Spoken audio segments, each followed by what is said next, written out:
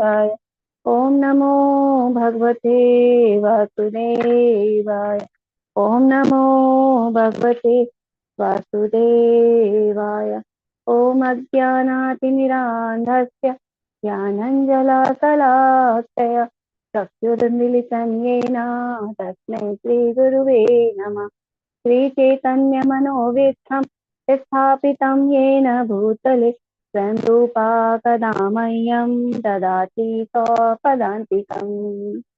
वन्देऽहं श्रीगुरु श्रीयुतपदकमलं श्रीवैष्णवांश्च श्रीरूपं साग्रजातं सहगण रघुनान्वितं तं सजीव सावधैतं सावधूतं परिजनसहित कृष्ण चैतन्यदेव श्री राधा कृष्ण पादा सहगण ललिता श्री विशाखान्वितांश्च।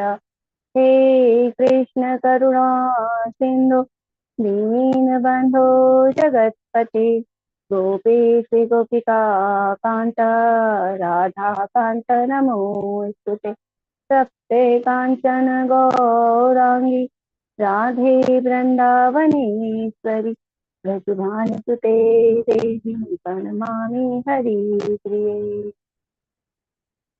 नमः विष्णुपदाय कृष्णपृष्ठाय भूतले श्रीमते भक्तिवेदान्त स्वामी इति नामिने नमस्ते सरस्वती देवी गौरवाणी प्रचारिणी निर्विशेषा शून्यवादी पाश्चात्य देशे तारिणी।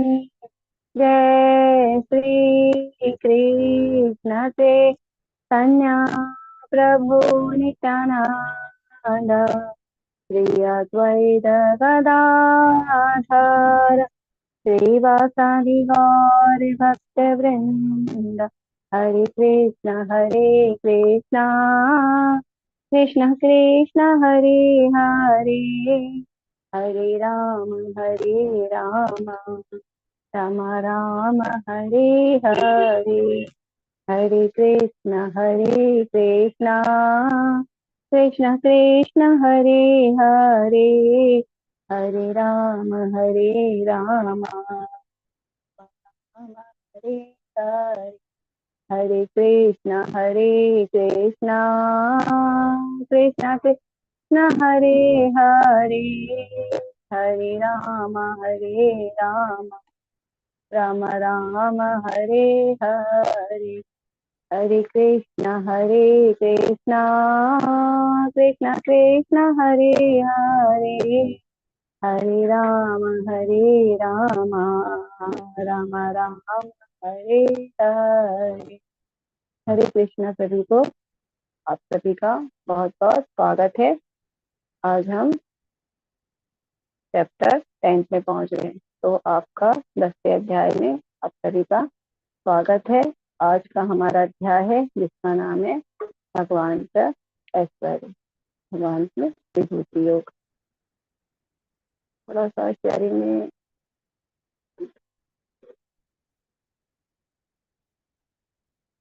नेट इशू है, मैं एक मिनट शेयर कर रही।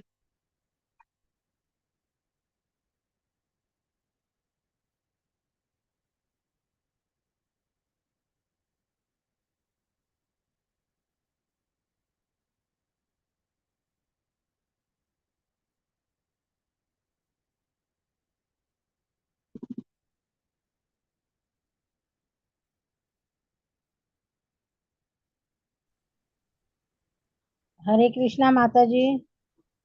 जी माता जी जी। माता और जी, हरे कृष्ण। हाँ, मैं पारिक माता जी। हरे कृष्ण। आप नहीं दिख रहे हो? हाँ, वो देख रहे हैं माता जी, नेटवर्क का थोड़ा सा इशू होगा, वो चेक कर रहे हैं माता जी। जी ठीक है। हरे कृष्णा। हरे हरे माता जी हरे का कृष्णा पता माता जी, कर दंडवत दीजिए माता जी। प्रणाम।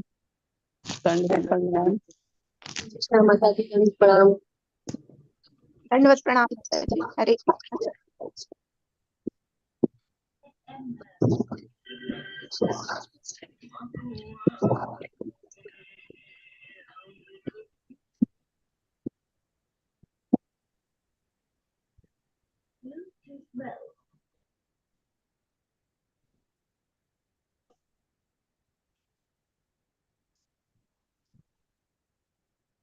बहुत ही माता जी शेयर ही नहीं रही। माता जी 2 मिनट ना, मैं और ट्राई करती हूँ। नेट इशू है।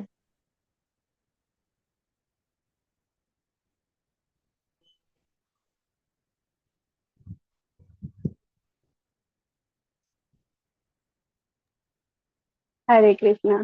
माता जी आपको स्लाइड दिख रही है? हाँ जी माता जी, ये दिख रहे हैं विजिबल है। चलिए माता जी, धन्यवाद भगवान का। मुझे लगा हुआ तो लग रहा। ठीक है माता जी, चलिए अभी आज तक डिवोटीज को कोई भी दिक्कत होगी तो वो बता सकते हैं बीच में कि कुछ दिक्कत हो रही है।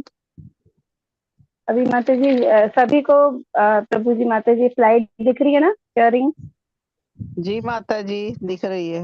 हाँ जी जी माता माता जी, जी बहुत दिख बहुत रही है। धन्यवाद। माता जी थोड़ा सा बीच में मिस कर दीजिएगा, क्षमा चाहती हूँ। अभी मुझे फिर थोड़ा सा मैं भूल जाती हूँ बताते बताते। तो थोड़ा सा म्यूट रहिए, जैसी हमारी कक्षा होगी वैसे ही आप लोग प्रश्न कर सकते हैं। और बहुत बहुत धन्यवाद, आप सभी का बहुत बहुत धन्यवाद। राधा गोविंद जी के चरणों में सार्थक दंडवत प्रणाम। हम अपने सभी गुरुओं को, शिक्षा गुरु दीक्षा गुरु को प्रणाम करते हैं। और नाम निष्ठा प्रभु जी को कोटि कोटि प्रणाम। आज उनकी कृपा से ही हम यहाँ पे सब अपने अपने घर में बैठ के इतने अच्छे से भगवद गीता को जान पा रहे हैं। तो आज आप सभी का 10वें अध्याय में, हमारे 10वां अध्याय आज, 10वें अध्याय में आप सभी का बहुत बहुत स्वागत है, जिसका अध्याय का नाम है विभूति योग। और इसका एक नाम और है श्री भगवान का ऐश्वर्य, है ना, क्योंकि यहाँ पे अब भगवान अपने ऐश्वर्य के बारे में बताएंगे। तो क्योंकि अब भगवान अपना सभी तरह से ज्ञान दे रहे हैं ना अर्जुन को, क्योंकि अब अर्जुन बहुत अच्छे श्रोता हैं और बहुत ही ध्यान से हर बात भगवान की सुन रहे हैं। तो अब भगवान को और भी ज्यादा उत्सुकता हो रही है अपने बारे में हर कुछ बताने की, क्योंकि वो चाहते हैं, है ना, वो ऐसा क्यों कर रहे हैं हमें लग रहा होगा, तो वो भगवान इसलिए कर रहे हैं ताकि हम भगवान को और अच्छे से जान पाए और भगवान के जो गुण है उनको हम अच्छे से जान सकें। और उन गुणों को जब हम बहुत अच्छे से जान जाएंगे तो हम उनका बहुत अच्छे से चिंतन कर पाएंगे। तो इसलिए वो अपने प्यारे भक्तों को, है ना, जो शुद्ध भक्त हैं, जो भगवत गीता को सुनने की इच्छा रखते हैं, जो भगवत गीता को जानने का प्रयास करते हैं, जो भक्ति में लगे हुए हैं भगवान की ओर अपनी भक्ति बढ़ा रहे हैं। और अर्जुन जी जो बहुत अच्छे उनके सखा है और बहुत अच्छे भक्त भी हैं, तो उनके लिए अब भगवान अपना पूरा क्या दिल खोल के रख रहे हैं ना, पूरे अपने ऐश्वर्य बताएंगे, ताकि हम बहुत अच्छे से भगवान को समझ सके। और हम जितने अच्छे से भगवान को समझेंगे उतना ही हमें, जब भगवान का हम चिंतन करेंगे, भगवान का जप करेंगे, तो हमारा ध्यान उतना ही हमें अच्छे से, हमारा ध्यान केंद्रित हो पाएगा और हमें उतना ही ज्यादा आनंद आएगा। तो हम लोग के भक्तों के आनंद के लिए ही भगवान अपने ऐश्वर्य को आज हमारे सामने रख रहे हैं। तो आज का जो अध्याय है ये बहुत ही महत्वपूर्ण है और इस अध्याय में आज हम चतुश्लोकी गीता भी जानेंगे। अब ये चतुश्लोकी गीता है जो 4 श्लोक है भगवत गीता के, जो पूरी भगवत गीता का सार बोले जाते हैं। तो उसमें भगवान ने अपने और अपने भक्तों के बारे में बताया और भगवान कैसे अपने भक्तों पे कृपा करते हैं, तो उसके बारे में बताया। तो आज हम इस अध्याय में चतुश्लोकी गीता को भी जानेंगे। तो इस प्रकार आज हम अपना 10वां अध्याय प्रारंभ करते। श्री भगवान उवाच भूय एव महाबाहो शृणु मे परमं वचः यत्तेऽहं प्रीयमाणाय रक्ष्यामि हितकामया। श्री भगवान ने कहा, हे महाबाहो अर्जुन, और आगे सुनो, क्योंकि तुम मेरे प्रिय सखा हो, अतः मैं तुम्हारे लाभ के लिए ऐसा ज्ञान प्रदान करूंगा जो अभी तक मेरे द्वारा बताए गए ज्ञान से श्रेष्ठ होगा। अब यहाँ पे क्या, एक तो भगवान, है ना, भगवान के द्वारा ये अध्याय शुरू हुआ है, श्री भगवान की जय, है ना, क्योंकि जब हम जाने हैं कि जो अध्याय भगवान से शुरू होता है वो बहुत ही महत्वपूर्ण होता है, क्योंकि भगवान यहाँ पे स्वतः ही हमें और भी ज्यादा लाभ के लिए, है ना, लिखा है भगवान अर्जुन को इसलिए ज्ञान दे रहे हैं क्योंकि वो भगवान बहुत ही अर्जुन से प्रेम करते हैं और वो चाहते हैं कि उसको और भी ज्यादा ज्ञान प्राप्त हो और भी वो अच्छे से भगवान के ज्ञान को समझ सके, भगवान की लीलाओं को समझ सके। इसलिए अब यहाँ भगवान अपने आगे और अच्छा ये 10वें अध्याय का ज्ञान दे रहे हैं। और क्या कह रहे भगवान कि आके सुनो, है ना। तो अब भगवान अर्जुन को कह रहे सुनो सुनो, हमने बताया था ना पहली भक्ति होती श्रवण, हमें भगवान के बारे में सुनना और भगवान के बारे में ही कहना है। तो यहाँ पे भगवान ने बोला सुनो, तो हम भी सब बहुत ध्यान से अर्जुन के भाव में, जैसे अर्जुन ने भगवत गीता को बहुत ही ध्यान से सुने थे, ऐसे ही हम सब इतने ध्यान से सुनते हुए अब हम इस अध्याय में प्रवेश करते हैं और हम भगवान का जो विशिष्ट श्रेष्ठ श्रेष्ठ ज्ञान है उसको हम समझने का प्रयास करते हैं। अब यहाँ पे भगवान क्या है, अपनी बुद्धि से हम अपने भगवान का और अधिक चिंतन कर सके ना, इसलिए भगवान हम पे कृपा कर रहे हैं। अगर उदाहरण के लिए हम जानेंगे कि अगर कोई व्यक्ति बोलेगा भगवान को, यदि कोई बोलेगा सूरज को हमें रात में देखना है, तो हम रात में सूरज को नहीं देख सकते। हम सूरज को कब देख सकते हैं, जब सूरज अपनी इच्छा से, जब उसका समय होगा अपनी इच्छा से वो उदय होगा, और जब वो उदय होगा तो हम सूर्य की रोशनी में ही सूर्य को देख सकते हैं। इसलिए यहाँ पे हम भगवान को नहीं समझ सकते, इसलिए भगवान हमें अपने बारे में ज्ञान यहाँ पे अर्जुन को दे रहे हैं और अर्जुन के द्वारा हम सबको ये ज्ञान प्राप्त हो रहा है। तो अब हम इस ज्ञान को प्राप्त करते हैं। नामे विदुषुरगण प्रभवन्ना महर्षयः अहमादिर्हि देवानां महर्षीणां च सर्वशः। ना तो देवता गण मेरी उत्पत्ति या ऐश्वर्य को जानते हैं और ना महर्षि गण ही जानते हैं, क्योंकि मैं सभी प्रकार से देवता और महर्षियों का भी उद्गम स्वरूप हूँ, कारण स्वरूप उद्गम हूँ, है ना। तो यहाँ पे हम भगवान की ही सहायता से भगवान को समझ सकते हैं। इसलिए भगवान कह रहे हैं कि ना तो कोई मुझे देवता की मेरी उत्पत्ति को समझ पाया है और ना ऐश्वर्य को, है ना। देवतागण क्यों नहीं समझ पाए, क्योंकि जितने देवतागण वो सब क्या भगवान के ही द्वारा सबकी उत्पत्ति हुई है। तो देवतागण कैसे भगवान को अच्छी तरह से समझ सकते हैं, क्योंकि भगवान आदि है ना, अनादि है। भगवान से पहले कोई नहीं था और जितने भी देवता है वो सब भगवान ने बाद में उनकी उत्पत्ति करी है। इसलिए देवतागण भी भगवान के ऐश्वर्य को नहीं जानते और महर्षिगण भी, क्योंकि भगवान ने देवताओं की उत्पत्ति करी और महर्षियों की उत्पत्ति करी। तो इस प्रकार कह रहे हैं क्योंकि मैं सभी कारणों का कारण हूँ। हमने जाना था ब्रह्म संहिता में ईश्वर सच्चिदानंद विग्रह अनादिरादि गोविंद सर्व कारण कारण, तो भगवान सभी कारणों के कारण है। तो वही बात यहाँ भगवान कह रहे हैं कि सारे कारण जो भी हैं सृष्टि का स्वरूप मैं ही हूँ, तो मेरे कारण को जानो। जो मुझे अजन्मा अनादि समस्त लोकों के स्वामी के रूप में जानता है, मनुष्यों में केवल वही मोह रहित और समस्त पापों से मुक्त होता है।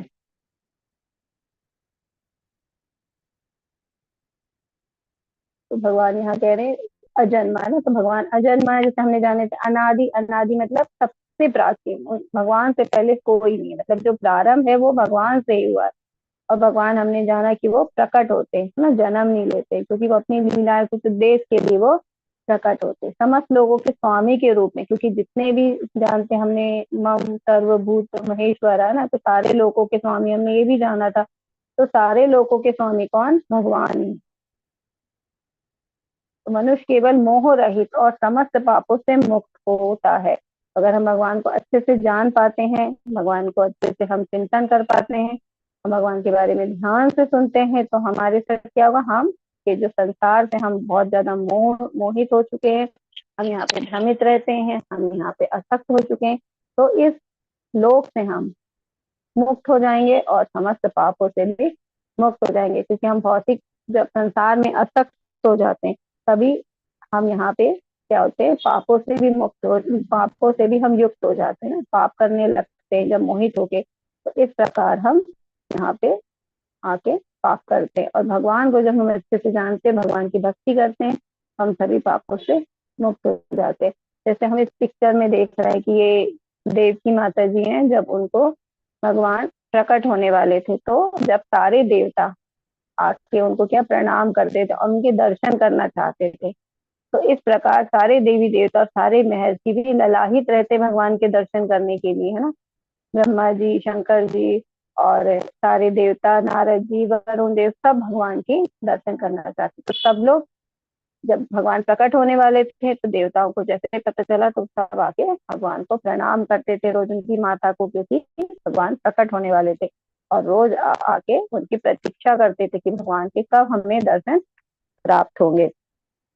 भगवान यहाँ पे एक बात और कह रहे हैं कि योगी लोग जो होते हैं वो भगवान को क्या करते हैं, जानना चाहते हैं। तो योगी जन अपने ज्ञान की शक्ति से कभी भी भगवान को नहीं समझ सकते, क्योंकि योगी के अपना ज्ञान योग लगाता है ना, तो वो चाहे वो वायु की गति से चले चाहे मन की, क्योंकि जो वायु की गति होती है, हम देखते हैं ना वायु कितनी तेज चलती है, तो वायु की गति से भी तेज क्या होती है, मन की गति, है ना। हमने जाना था ना मन चंचला ही मना कृष्णा, तो कितना तेज मन, हम अभी सोचेंगे हम यहाँ हैं, कल सोचेंगे, अभी सोचेंगे एक सेकेंड में कि हम कहीं और है ना, तो हम तुरंत हमारा मन उस हमको वहां ले जाएगा उड़ा के। तो वायु की गति से भी तेज मन के, तो चाहे हम वायु गति से भगवान को समझने का प्रयास करें चाहे मन की गति से, तो भी हम कभी भी, चाहे हम हजारों वर्षों तक साधन कर ले, जप कर ले, तप कर ले, और कि हम भगवान को समझ सके, लेकिन हम कभी भी भगवान को नहीं समझ पाते। तो भगवान को पाने के लिए, भगवान को समझने के लिए जितना जटिल और नीरस मनोधर्मी चिंतन कर ले तो भी वे भगवान को कभी भी नहीं समझ पाते। इसलिए यहाँ स्वयं भगवान अपने बारे में बता रहे हैं, क्योंकि ये अर्जुन के लिए लाभदायक है। तो हमें भी यहाँ पे, क्योंकि कोई देवता नहीं समझ सकते, कोई उनको महर्षि नहीं समझ सकते, तो इसलिए हम भगवान के द्वारा ही भगवान को जानने का प्रयास करेंगे। सप्त ऋषिगण तथा उनमें से पूर्व 4 अन्य महर्षि एवं सारे मनु मानव जाति के पूर्वज सब मेरे मन से उत्पन्न है, और विभिन्न लोकों में निवास करने वाले सारे जीव उनसे अवतरित होते हैं।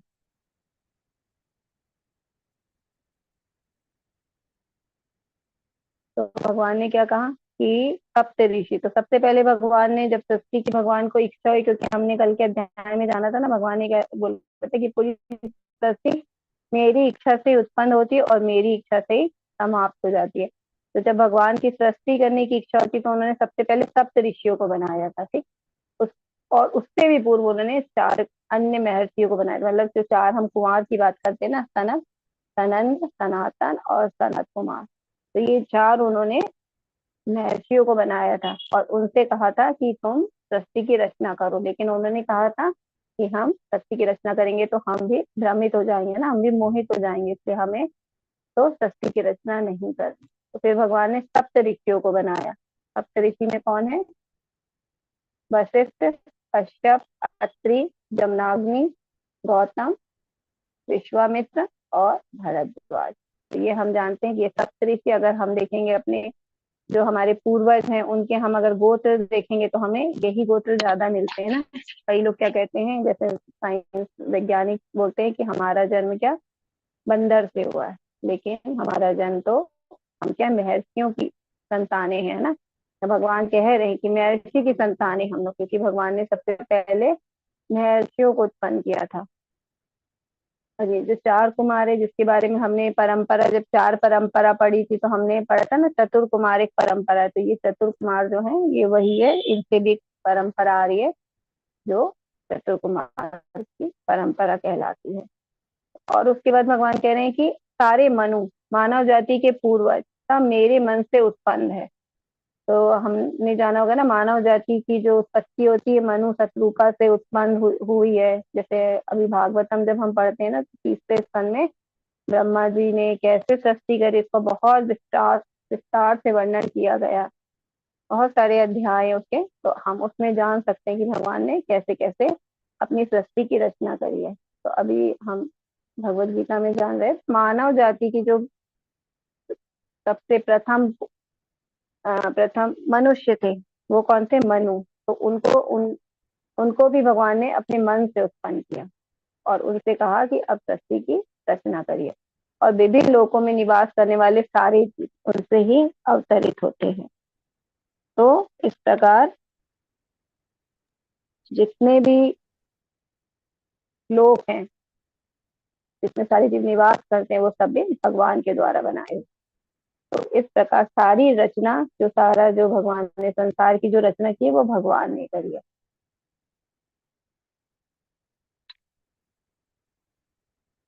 एतां विभूतियोगं च मम यो वेत्ति तत्त्वतः सोऽविकम्पेन योगेन युज्यते नात्र संशयः। जो मेरे इस ऐश्वर्य तथा योग से पूर्णतः आश्वस्त है वह मेरी अनन्य भक्ति में तत्पर है, इसमें तनिक भी संदेह नहीं है।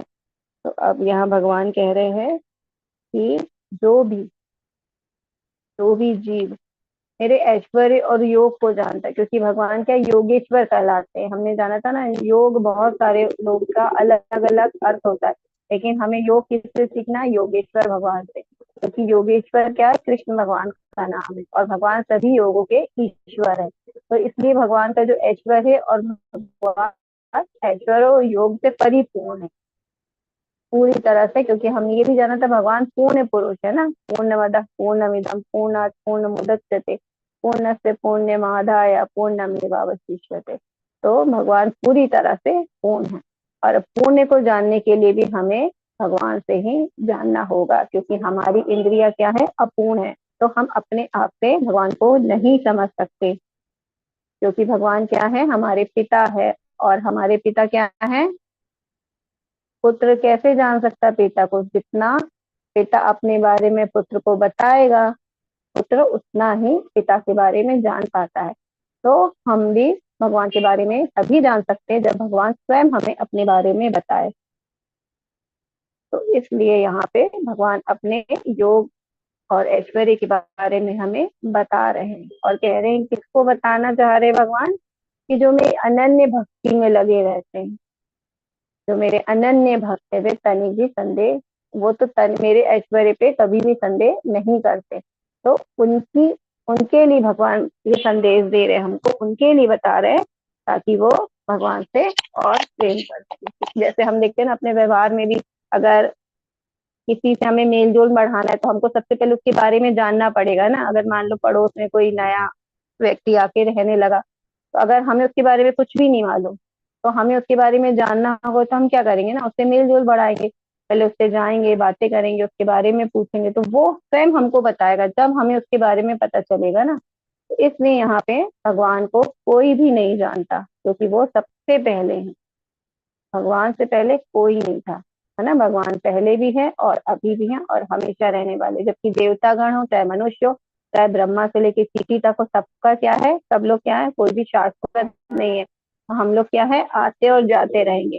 तो जब हम आते और जाते रहेंगे तो हम कभी भी शाश्वत नहीं। तो हम जो हमारे आने से पहले पहले क्या था धरती में, हम कैसे बता सकते हैं ना? हमारे सामने जो हो रहा है वो तो हम बता सकते हैं कि हमारे सामने हाँ ऐसा था, लेकिन हमारे आने से पहले क्या था हम उसको कभी नहीं बता सकते।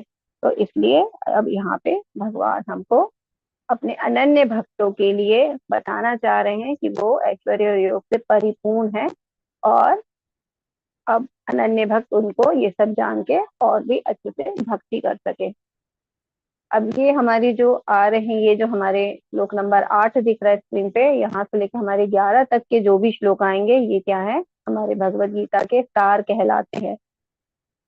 इसको चतुश्लोकी गीता कहते हैं। तो इसका बहुत सारे संतों ने बहुत अच्छी तरह से इसका भगवान से हमारा क्या संबंध है और भगवान क्या है, भक्त भगवान के लिए क्या करते हैं, है ना, कैसे भगवान की सेवा करते हैं, कैसे प्रसन्न करते हैं, उनके लक्षण क्या है और भगवान कैसे अपने भक्तों पे कृपा करते हैं, भक्तों का भगवान के साथ क्या संबंध है, मतलब बहुत ही गूढ़ ज्ञान।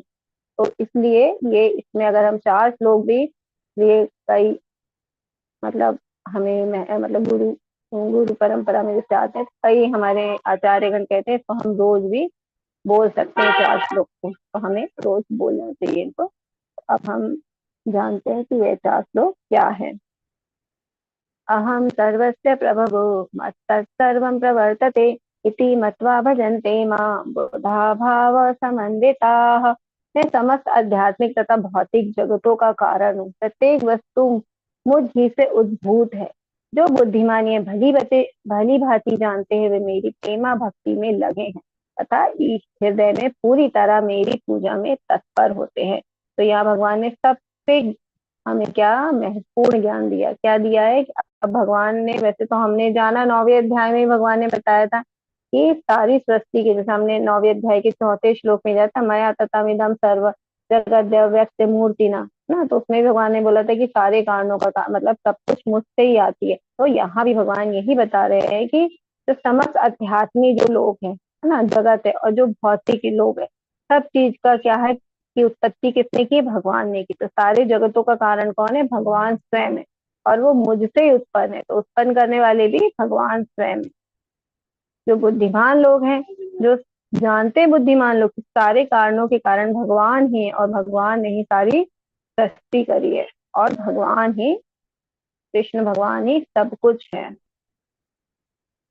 तो हमें इसीलिए उन लोग क्या करते हैं, भगवान जो बहुत बुद्धिमान होते हैं, ये भली बात जानते हैं, वो मेरी प्रेम भक्ति में लगे रहते हैं और हृदय से पूरी तरह मेरी पूजा में तत्पर रहते। तो जो बुद्धिमान होते, जिन्हें सब कुछ ज्ञान है ना, हमने जाना था ज्ञानी, ज्ञानी क्या भगवान को अच्छी तरह से जानता है, तो भगवान के को जान के भक्ति में लगता है ना, कि भगवान को जान लिया कि भगवान क्या है, और भगवान को भक्ति करने से, भक्ति ही हमें करना है, क्योंकि हमारा जो स्वभाव है वो भी हमें भक्ति ही करना है मनुष्य को, तभी हम भगवत धाम जा सकते हैं। जो सब कुछ जानता है, जैसे हमने 4 प्रकार के लोग देखे थे जो भगवान के पास आते हैं, लेकिन वो कोई भौतिक इच्छा लेके आते हैं, लेकिन जो उसमें ज्ञानी था 4थे नंबर का, वो भगवान ने स्वयं बोला वो मुझे भक्त सबसे ज्यादा पसंद है। क्यों पसंद है? क्योंकि वो भगवान के बारे में अच्छी तरह से जानता है, वो क्या है? बुद्धिमान है, ज्ञानी है। तो यहाँ भी भगवान कह रहे हैं कि जो बुद्धिमान है, जो भली भांति मुझे जानते हैं, वो क्या करते हैं? वो मेरी प्रेम भक्ति में लगे रहते हैं और मेरी पूजा में लगे रहते हैं।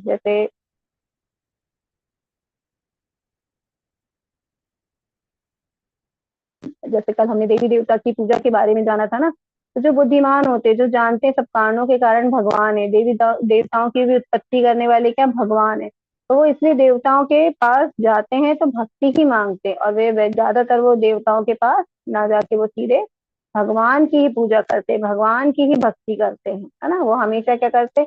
हरे कृष्णा कृष्णा कृष्णा हरे हरे, हरे राम राम राम हरे हरे। क्योंकि ये महामंत्र है, और हम लोग कलयुग में उत्पत्ति हुई हमारी, तो हमारे को भगवान तक मिलाने के लिए ये मंत्र ही हमें भगवान तक ले जाएगा। तो जो बहुत बुद्धिमान है, जो सब कुछ जानते हैं, वो क्या करते हैं? भगवान की प्रेमा भक्ति में लग जाते हैं और भगवान की भक्ति ही करते हैं। हमें इसीलिए वो देवताओं के पास नहीं जाते। वो क्या करते हैं? पेड़ की जड़ में पानी डाल देते, तो पूरे पेड़ को पोषण मिल जाता है ना। जैसे देवी देवता क्या ब्रांचेस है भगवान की, तो शाखाएं हैं, तो एक एक शाखाओं को अलग अलग पानी देने से अच्छा हमने जड़ में, और भगवान ही क्योंकि सब चीज के मूल है, मूल स्रोत है, भगवान से सब कुछ आ रही, तो ये पेड़ के क्या है? जड़े। जो भी हमें जो संसार में आध्यात्मिक जगत में जो भी दिख रहा है, जो भी हमें भौतिक जगत में दिख रहा है, सब कुछ भगवान से ही प्रारंभ हुआ है। तो इसलिए क्या? भगवान मूल है, तो हमें भगवान की ही भक्ति करनी है। इस प्रकार भगवान ने यहाँ अपने बारे में बताया। ठीक है, अब ये जो श्लोक आ रहा है, ये भगवान अपने भक्तों के बारे में बताते हैं, क्योंकि उन्होंने बोले ना जो बुद्धिमान है वो मेरी प्रेमा भक्ति में लगे रहते हैं। तो जो प्रेमा भक्ति में लगे वो भक्त क्या करते हैं, कैसे भक्ति करते हैं ना, तो उसका ज्ञान भगवान इस श्लोक में देंगे। चित्तामद्गतः प्राणा बोधयन्तः परस्परं कथयन्तश्च मां नित्यं तुष्यन्ति च रमन्ति च। मेरे शुद्ध भक्तों के विचार मुझ में वास करते हैं, अपना जीवन मेरी सेवा में अर्पित करते हैं, और वे एक दूसरे को ज्ञान प्रदान करते तथा मेरे विषय में बातें करते हुए परम संतोष तथा आनंद का अनुभव करते हैं। तो यहाँ भगवान ने स्पष्ट रूप से बताया कि जो मेरे भक्त होते हैं, जो बुद्धिमान होते हैं, जो मेरी ही भक्ति करते हैं, वो मेरे शुद्ध भक्त हैं। और जो शुद्ध भक्त हैं वो क्या करते हैं? उनके विचार मुझ में वास करते हैं, मतलब वो जो भी चिंतन करते हैं वो सिर्फ मेरे बारे में चिंतन करते हैं। और उनकी जो सेवा है, वो जीवन पूरी अपनी सेवा, जीवन पूरे अपने जीवन में भगवान की ही सेवा करते, तो अपने पूरे जीवन को क्या? भगवान में समर्पित कर देते हैं। जैसे ज्ञानी होता, हमने पढ़ा था ना, कर्मी होता। कर्मी क्या होता? अपनी कर्म से, अपनी जो पूरे शरीर के जो कार्य है, कर्म से कर्म योग करता है, और भगवान को अपनी इंद्रियों से भगवान को क्या? सेवा करता है ना, मतलब भगवान को समर्पित करता है कर्म से। और जो ज्ञानी होता है वो अपनी बुद्धि से, क्योंकि वो ज्ञान हासिल करता है, वो ज्ञान हासिल करके अपनी बुद्धि से भगवान को प्रसन्न करता है। और जो ध्यान योगी रहते हैं। ध्यान योगी क्या, अपना मन, क्योंकि ध्यान योगी मन पे ही नियंत्रण करते हैं ना, पूरी इंद्रियों पे नियंत्रण करते हैं। तो वो मन को बस में करके ध्यान और धारणा के माध्यम से वो भगवान को अपने आप को समर्पित करते हैं। लेकिन एक जो भक्त होता है वो क्या करता है, पूरा अपना जीवन ही भगवान को समर्पित कर देता है। अपनी सारी क्रियाएं भी, अपना मन भी, अपनी बुद्धि भी, अपनी इंद्रियां भी और अपने सारे क्रियाकलाप भगवान को समर्पित कर देता है। तो ऐसे होते भगवान के शुद्ध भक्त, जिन्होंने क्या करते हैं, पूरा जीवन भगवान की सेवा में लगे रहते हैं और एक दूसरे को ज्ञान प्राप्त करते हैं। अगर जब दो भक्त आपस में मिलते हैं तो वो भौतिक बातें नहीं करते हैं ना, जैसे हम लोग करते हैं बहुत ज्यादा, क्या चल रहा है ना, और कैसे हो, तो ये सब बातें करते हैं। लेकिन जो भक्त होते हैं वो आपस में कभी भी भगवान की ही बातें करते हैं, भगवान का ज्ञान ही एक दूसरे से पूछते हैं। आपने माला आज पूरी करी, आपने आज कितना प्रचार किया, आपने प्रसादम लिया, है ना, प्रसादम नहीं लिया, तो एक दूसरे को क्या करते हैं, प्रसादम देते हैं, है ना, एक दूसरे को खिलाते हैं। ठीक है। और जो भी है वो भगवान के बारे में आज कितना, हम आपने भगवत गीता पढ़ी, कितनी पढ़ी, आपने कौन सा श्लोक पढ़ा, आपने उसमें क्या पढ़ा, आपको क्या समझ में आया, आपने कौन सा लेक्चर आज सुना, है ना। तो एक दूसरे से वो ज्ञान आपस में क्या करते हैं, परस्परम करते हैं, ज्ञान का आदान प्रदान, है ना, बोध यंत्र परस्परम। तो अपने बोध जो उनका ज्ञान है उसका क्या करते हैं, आपस में आदान प्रदान करते हैं, ताकि सभी भक्त भगवान में लीन हो जाए, है ना, भक्त को अच्छे से भगवान का ज्ञान हो और भगवान को अच्छे से समझ सके। और एक दूसरे से इसलिए और एक दूसरे की सहायता करते, अगर कोई भक्त थोड़ा सा किसी कारण से भगवान की भक्ति में, क्योंकि भौतिकता में कभी कभी परेशानी आ जाती घर में, तो वो भक्त क्या होता है, अपनी परेशानियों से थक जाता है, वो उसकी भक्ति थोड़ी सी बाधित हो जाती है। तो भक्त एक दूसरे की सहायता करते हैं ताकि वो भक्त भी भक्ति में वापस अच्छी तरह से लग जाए, तो उसकी समस्याओं की,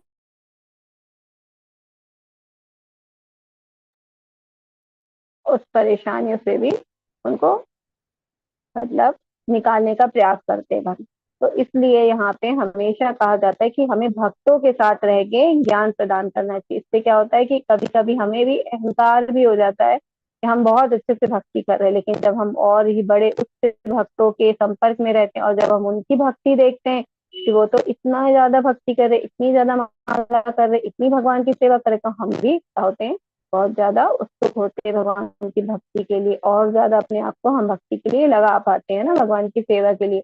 ये हमेशा हमें भक्तों के साथ रहना चाहिए और स्वाध्याय करना चाहिए। तो इसी प्रकार यहाँ पे भगवान बता रहे हैं कि, और ये जो भक्त होते हैं ना, वो मेरे बारे में बातें करके या मेरे बारे में ज्ञान प्राप्त करके कभी वो क्या होते हैं, बोर नहीं होते, वो कहते परम संतोष तथा आनंद का अनुभव करते हैं। क्योंकि क्या होता है, हम संसारी लाइफ में देखते हैं ना, जीवन में, कि जो हमें बहुत प्यारा होता व्यक्ति है ना, जैसे बहुत ही हमें आसक्ति रहती है जिसके अंदर, हम उसकी बात करते हुए कभी नहीं थकते ना। हम चाहते कि सामने वाला भी उसके बारे में बातें करता रहे और हम जो बोलते रहे वो सुनता रहे, क्योंकि जिसमें हमें आनंद आ रहा है, जिसके बारे में, है ना, जिसमें हमारी आसक्ति है। तो हमें अब क्या करना है, हमने भगवत गीता हम पढ़ रहे हैं, तो अब हमारी जो भी आसक्ति थी भौतिक दुनिया की, अब उस आसक्ति हमको सब क्या करना है, भगवान में लगाना है ना। हमने देखा ना कि भगवान के जो भक्त होते हैं वो क्या करते हैं, भगवान की बातें करते हुए कभी थकते नहीं है और भगवान के बारे में सुनते हुए कभी थकते नहीं है। तो उनको उसमें क्यों थकते नहीं, क्योंकि उन्हें परम संतोष और आनंद का अनुभव होता है। इस प्रकार यहाँ पे भगवान ने इस प्रकार भगवान यहाँ पे अपने भक्तों के बारे में बता रहे, तुष्यंती च रमन्ति च, तो हमेशा मेरे बारे में बात करते रहते हैं और वो सदा ही प्रसन्न रहते हैं। यहाँ जैसे हम प्रभुपाद जी को देख रहे हैं, तो प्रभुपाद जी भी भगवान की बहुत उन्होंने प्रचार किया। हमने जैसे जाना था कि वो फॉरेन में भी गए ना, विदेश में भी गए, वहां पे जो कोई व्यक्ति नहीं जानता था उनको भी कृष्ण नाम का उन्होंने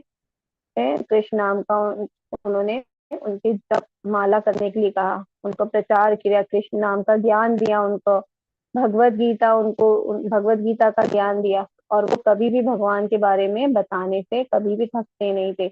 हमेशा वो विदेश में रहे, वहाँ बहुत ही परिस्थितियां उनके लिए बहुत ही दुखदाई थी प्रारंभ में, क्योंकि वहाँ का मौसम भी उनके अनुकूल नहीं था, बहुत ठंड पड़ती थी और वो 70 साल की उम्र में गए थे। लेकिन फिर भी उन्होंने सारी अपनी समस्याओं से अपने आप को लड़ते हुए, भगवान का प्रचार करते हुए, उन्होंने एक भी दिन अपनी जिंदगी में उनके ऐसा नहीं था कि उन्होंने भगवत गीता नहीं पढ़ी हो या भागवतम का उन्होंने कथा किसी को नहीं सुनाई हो। तो भागवतम पढ़ते थे, पढ़ाते थे, और ऐसी प्रकार भगवत गीता भी वो रोज पढ़ते थे और रोज भक्तों को उसका प्रचार करते थे, उसको ज्ञान देते थे भक्तों का। तो इस प्रकार, क्योंकि वो कभी भी इसमें वो क्या होते थे, बोर नहीं होते। नहीं तो हम अब देखिए ना, हम अगर किसी भी चीज की बात करेंगे भौतिक दुनिया में तो हम तो बोर हो सकते हैं, है ना, बहुत ज्यादा हो।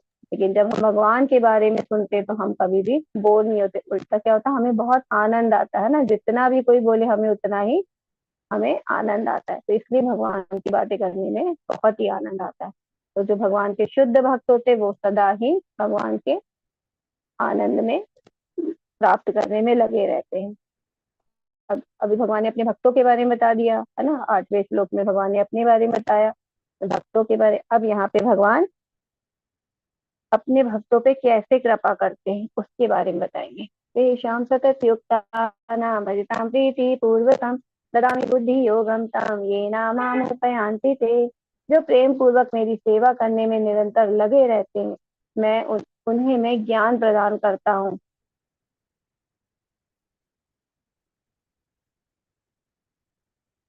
जिससे जिसके द्वारा वे मुझ तक आ सकते हैं।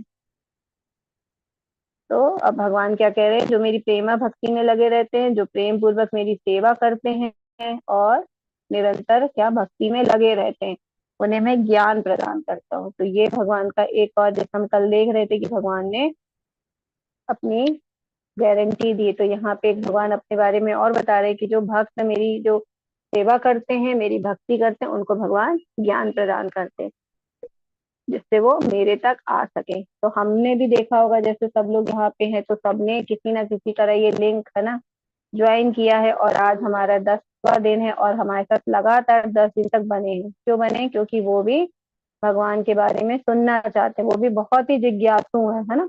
इसलिए भगवान क्या कर रहे हैं, उन्हें अपना ज्ञान दे रहे हैं। तो जैसे हम यहाँ पे भगवान की कृपा से, क्योंकि भगवान ने उनको कहीं ना कहीं, उनके अंदर बहुत जिज्ञासा थी भगवान को जानने की, तो कहीं ना कहीं उनको भगवान ने इस लिंक से जोड़ दिया, है ना। मैं भी इसी तरह जुड़ी थी, तो मैं भी भगवान के बारे में जानते जानते आज भगवान मुझे अपनी सेवा में लगा रखे हैं, तो मैं सेवा कर पा रही हूँ। तो यही भगवान, इसी कारण भगवान जब अपने भक्तों की भक्ति देखते हैं, अपनी सेवा करने की इच्छा देखते हैं, तो उन्हें ज्ञान प्रदान करते हैं। क्योंकि भगवान के द्वारा हम भगवान को जान सकते हैं, हम अपने ज्ञान से नहीं जान सकते, क्योंकि हमारा तो भौतिक ज्ञान है और भगवान पूरी तरह से आध्यात्मिक है। तो भगवान को जानने के लिए हमें भगवान ही ज्ञान देंगे, तभी हम भगवान को समझ सकते हैं। तो यहाँ पे कथा सॉरी, कथा आती, जैसे यहाँ पे दिख रहा पिक्चर में ना, छोटे से बालक है, वो कौन है, ध्रुव महाराज।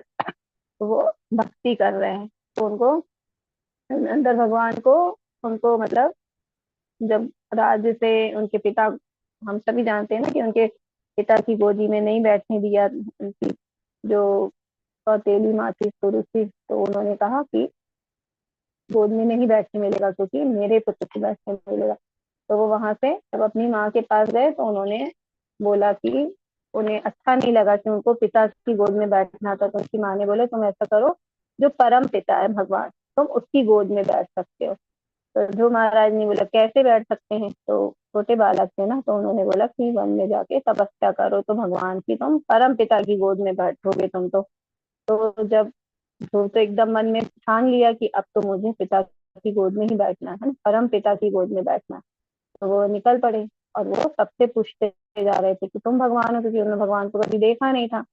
तो जब भगवान ने देखा कि मेरा ये भक्त है और ये मुझसे मिलना चाहता है, तो उन्होंने सबसे पहले अपने पार्षद को भेजा ना, नारद जी को भेजा, और उनको नारद जी ने थोड़ा सा क्या किया, भटकाने की भी कोशिश करी। मतलब उनसे पूछा कि छोटे से बालक हो, तुम्हें इतनी भक्ति क्यों करनी है अभी से, है ना, तुम बहुत, कोई भी मतलब जानवर तुम्हें खा जाएगा, घनघोर जंगल, ऐसे करके उनको पहले उनका दृढ़ संकल्प चेक किया कि वो कितने दृढ़ संकल्प के साथ भगवान को प्राप्त करने की उनके अंदर इच्छा है। जब उन्होंने देखा कि नहीं, ये बालक तो किसी भी तरह से विचलित ही नहीं हो रहा है, ये तो जा ही नहीं रहा है, इसको तो भगवान की गोद में बैठनी है ना, तो फिर उन्होंने भगवान को प्राप्त करने के लिए मंत्र दिया, है ना। और जब उन्होंने 6 महीने तक, कहते 3 महीने तो उन्होंने मतलब भोजन किया थोड़ा बहुत वन में, फिर उन्होंने 1 महीने कहते हैं कि खाली पत्ते खाए, फिर उन्होंने पानी बस पिया, ऐसे करके फिर 1 महीने उन्होंने कुछ नहीं लिया, ऐसे करके भगवान जब देखे इतना छोटा सा बालक और इतनी कठोर तपस्या कर रहा है, एक पैर पे खड़े हो गए, भगवान स्वतः फिर उनको दर्शन देने आए, है ना। और फिर उनको ज्ञान दिया। और जब वो ध्रुव महाराज जी फिर जैसे ही देखे तो उन्होंने बोला कि तुम्हारी इच्छा है राज की, तो ध्रुव महाराज जी ने बोला कि नहीं, मुझे आपके दर्शन मिल गए। जैसे ही उन्होंने भगवान का इतना सुंदर रूप देखा तो वो वहीं पे पूरी तरह से क्या हो गया, तृप्त हो गए। अब उन्हें कुछ भी चीज की इच्छा नहीं थी, है ना। तो जब हम भगवान को देखेंगे, भगवान से मिलते हैं, भगवान का ज्ञान प्राप्त होता है अच्छी तरह से हमें, तो हमें किसी भी चीज की इच्छा नहीं रहती। इसलिए जो भक्त होते हैं ना, उनको सिर्फ भगवान के अलावा उन्हें कोई चीज की इच्छा नहीं होती, उनको सिर्फ भगवान की भक्ति ही प्यारी लगती है और कुछ भी उनको अच्छा नहीं लगता। तो इस प्रकार भगवान अपने भक्तों को ज्ञान देते हैं ताकि हम उस तक, भगवान तक पहुंच सके, क्योंकि भगवान के द्वारा ही हम ये कार्य कर सकते हैं ना। अपनी हमारे में इतनी क्षमता नहीं है कि हम स्वतः ही ये सब कार्य कर सके। इसलिए भगवान अपने बारे में यहाँ बता रहे हैं कि भगवान कैसे हमारी मदद करते हैं और हमारे हृदय में रहते भगवान हमेशा। भगवान की कृपा से हम भक्ति कर सकते हैं। और भगवान हमको ज्ञान कब देते हैं, जब देखते हैं कि हम प्रयास कर रहे हैं। तो हम लोग को प्रयास जरूर करना चाहिए। इसलिए मैं आपसे प्रार्थना करती हूँ कि आप लोग एक माला जरूर, जिन्होंने जब शुरू नहीं किया है, वो कृपा करके भगवान के लिए जब करना प्रारंभ करें, तो भगवान देखेंगे कि हम भी प्रयास कर रहे हैं, हम भी भक्त बनना चाहते हैं, हम भी भगवान की भक्ति चाहते हैं, तो वो हमें आके हमें भी ज्ञान देंगे। क्योंकि ददामी बुद्धि योगम तम ये नमः प्रयान्ति, भगवान हमें आके ज्ञान देते हैं। तेषामेव अनुकंपार्था महमज्ञानजं तमाह नाशयाम्यात्मभावस्तु ज्ञानदीपेन भास्वता। मैं उन पर विशेष कृपा करने के हेतु उनके हृदय में वास करते हुए ज्ञान के प्रकाश में दीपक के द्वारा अज्ञान जन अंधकार को दूर करता हूँ। और भगवान कैसे हमें ज्ञान देते हैं उसके बारे में यहाँ बताया है कि भगवान हम पे, जो भक्त उनके लिए प्रयास करते हैं, उनके लिए भक्ति करने के लिए कदम आगे बढ़ाते हैं, उन पे भगवान विशेष कृपा करते हैं और विशेष कृपा करने के लिए उनके हृदय में वास करते हैं। क्योंकि भगवान एक हमारे हृदय में चैत गुरु के रूप में है ना। चैत गुरु आपको मतलब होता है ना, हमारे अंदर से कई बार आवाज आती है, हम कोई भी कार्य करते हैं तो आवाज आती है, ये मत करो या ये करो, ये अच्छा है। तो ये कहाँ से आती है? हमें लगता है कि हमारी सिक्स सेंस हमें इंडिकेशन कर रही है ना, हमें बता रही है, लेकिन सिक्स सेंस नहीं होती, वो होते हैं हमारे चैत गुरु। चैत गुरु मतलब भगवान स्वयं जो हमारे हृदय में रहते, वो हमें हमें अंदर से परमात्मा हमें आवाज के रूप में बताते हैं। लेकिन क्या होता है ना, हम समझ ही नहीं पाते हैं। कभी कभी हम उस बातों को मान लेते हैं और कभी कभी हम उन बातों को सुन के भी अनसुना कर देते हैं। हमारा ऐसे ही मतलब भय में। तो इस प्रकार हम देखते हैं कि भगवान चैत गुरु के रूप में अपने भक्तों के हृदय में रहते और अपने भक्तों की सारी इच्छाओं को पूर्ण करते हैं। जब हमें भगवान के बारे में जानने की इच्छा होती है तो भगवान हमारी सहायता करते हैं। तो इस प्रकार वो हमें अपने प्रकाश में दीपक के द्वारा हमारे अंदर जो अज्ञान है उसको हटाते हैं, अज्ञान के अंधकार को दूर करते हैं और हमें ज्ञान प्रदान करते हैं। जैसे अभी हम इसमें देख रहे हैं ना पिक्चर में, तो इस पिक्चर में देखो ऊपर वाली में दिख रहे हैं कि ये सुख गोस्वामी जी परीक्षित महाराज जी को भागवतम सुना रहे। जब उन्होंने प्रार्थना की थी कि मैं भगवत प्राप्ति करना चाहता हूँ 7 दिन में, मैं कैसे भगवत प्राप्ति कर सकता हूँ, तब फिर उन्होंने ज्ञान दिया था। मतलब पहला प्रयास किसने किया था? परीक्षित महाराज जी ने। अगर वो प्रयास नहीं करते, वो एक कदम आगे नहीं बढ़ते भक्ति के लिए, भगवान को सुनने के लिए इच्छा जिज्ञासा नहीं रखते, तो कभी भी सुखदेव जो गोस्वामी थे वो उनको भागवतम नहीं सुनाते। तो इसलिए हमें हमेशा भगवान के लिए प्रयास करना है। जब हम प्रयास करेंगे भगवान को जानने के लिए, तो भगवान हमेशा हमें ज्ञान देंगे, ज्ञान देंगे। और नीचे भी हम दे रहे हैं, जो कपिल मुनि जी हैं वो अपनी माता देवहूति को ज्ञान दे रहे हैं, क्योंकि देवहूति क्या एक बहुत ही अच्छी गृहिणी थी। वो ऋषि ऋषि मतलब एक वर्धा मुनि थी, उनकी पत्नी थी, और उन्होंने बहुत अच्छे से अपने पूरा गृहस्थ जीवन उन्होंने किया। लेकिन उनको, क्योंकि वो ऋषि बहुत बड़े तपस्वी थे, लेकिन उन जो उनकी पत्नी थी देवहूति, वो उनका पूर्व अपना सिर्फ पति व्रता धर्म को ही पालन करती थी, उनसे उन्होंने ज्ञान नहीं लिया। लेकिन फिर उन्हें लगा कि मैं ज्ञान कहाँ से प्राप्त करूंगी, तो भगवान स्वयं उनकी गर्भ से कपिल देव जी के रूप में प्रकट हुए थे, क्योंकि कपिल देव जी भी भगवान विष्णु का ही अवतार है, कृष्ण का ही रूप है ना। कृष्ण ही स्वतः ही आए थे, क्योंकि उन्होंने पहले ही भविष्यवाणी की थी कि देवहूति की कोख में जो है बालक है वो मैं स्वयं हूँ। जब कपिल देव के रूप में भगवान आए, तब उन्होंने देवहूति को पूरा ज्ञान दिया ताकि वो भगवान को प्राप्त कर सके, क्योंकि देवहूति ने कहा कि मैं भगवान को कैसे जान सकती हूँ। तो फिर कपिल मुनि, उन्होंने अपने पुत्र को ही गुरु बनाया और अपने पुत्र से ही ज्ञान दिया, और वो परम धाम को प्राप्त हुए। इस प्रकार अगर हम जिज्ञासा करते हैं, हम अपना प्रयास करते हैं भगवान को पाने के लिए, तो भगवान स्वतः ही हमें ज्ञान प्रदान करते हैं और हमें हमारे जीवन के अज्ञान को दूर करते हैं। अब इस प्रकार हमारी ये चतुश्लोकी जो गीता है यहाँ पे पूर्ण हुई है, और ये बहुत ही उपयोगी है। जैसे मैंने पहले भी बताया, इसको हमें रोज पढ़ सकते हैं हम इस 4 श्लोकों को, और अगर 4 श्लोक हमें पढ़ने में मुश्किल है तो आप रोज 4 श्लोक के अर्थ हैं उनको पढ़िए और प्रभुपाद जी के तात्पर्य करें। ये भी हमारे जीवन में बहुत ही भक्ति हमें आगे बढ़ती है, इससे भी हमारी भक्ति। अब जब 4 श्लोक का ज्ञान भगवान ने अर्जुन को दिया, तो मतलब सारा ही ज्ञान दिया। तो जब अर्जुन ने सुना बहुत ही ध्यान से, तो अब अर्जुन के मन में क्या भाव आ रहे ना, तो अब यहाँ पे अर्जुन अपने भाव को प्रकट कर रहे हैं। अर्जुन उवाच परम ब्रह्म परम धाम पवित्रम परमं भवां पुरुषं शाश्वतं दिव्यम् आदिदेवम् अजं विभु आहुस्त्वां ऋषयः सर्वे देवर्षि नारदस्तथा अशितो देवलो व्यासः स्वयं चैव ब्रवीषि मे।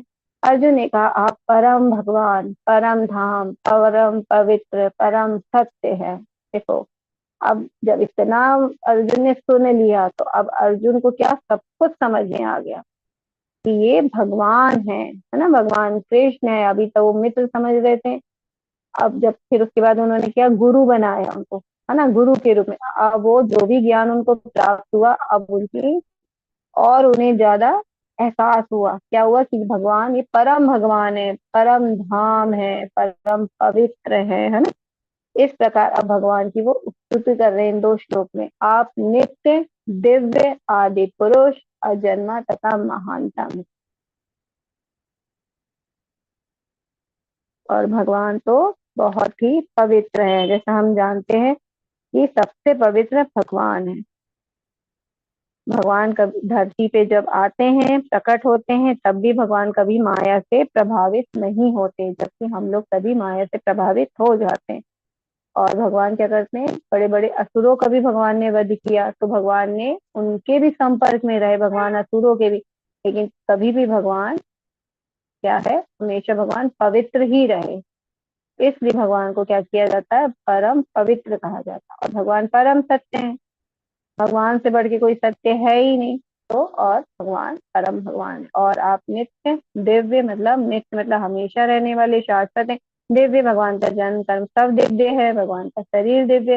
भगवान आदि पुरुष है, सबसे पहले भगवान आए थे, फिर अजन्मा है, भगवान कभी जन्म नहीं लेते हैं, भगवान हमेशा प्रकट होते हैं, लीलाएं करने आते हैं, अपनी इच्छा से आते हैं, अपने माता पिता को स्वयं चुनते हैं, है ना। जो भी करते हैं वो अपनी इच्छा से करते हैं, हम लोग अपनी इच्छा से नहीं करते। हम लोग ने जन्म भी अपनी इच्छा से नहीं लिया, अपने स्थान भी हमने नहीं चुना, हमने माता पिता नहीं चुने, बस हम तो क्या भेज दी गए, माया के बस में आके हमको भेज दिया गया, और हम यहाँ आके और भी ज्यादा माया के गुणों से बंध गए हैं।